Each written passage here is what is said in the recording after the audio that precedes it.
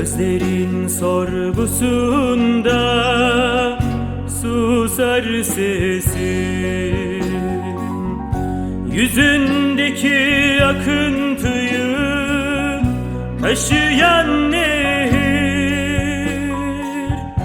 Gözlerin sorgusunda susar sesim. Yüzündeki akıntıyı taşıyan nehir.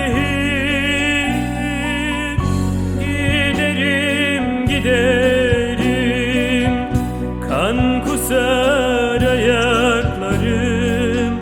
Bir kurşun yarasını taşır giderim. Giderim, giderim, kan kusar ayaklarım. Bir umut rüzgarıyım, eser giderim. Bir bilsen nasıl da kasavetsiz esiyor rüzgar. Deli dolu kar kaplı zirvelerden. Bilirsin anlatmaya hacet yok bu mevsim zemheri. Ve şimdi güneş çok uzak bir yerlerden doğuyor artık. Oysa güneşin tüm ışınlarını semirebilmekte dondurucasına, ya da kavrulabilmekte ateşte. Uzun fırtınalı yolları geride bırakırken en sevdalarımız fırtınayla kaldılar. O müthiş, makur esintileriyle. Fırtınaları ve sevdaları bırakırken bir firar üstünde yeni kasırgalar doğuyordu bir adım ötemizde.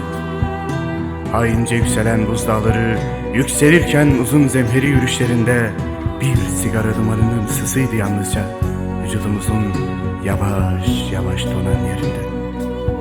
Karın tutuşturduğu beden yanarken dirhem dirhem umutla sarılmış ütopyaların kabzası. Ve donmuşken matarada su, çalışmazken en ateşli silahlar, çıkında kalmamışken ne ekmek ne elva, açlığın ve susuzluğun sarmaladığı fırtınalarla buz ve çığların üzerinde ilerleyen yürek çok uzaklarda bir hasretin ve özlemin arasındaydı.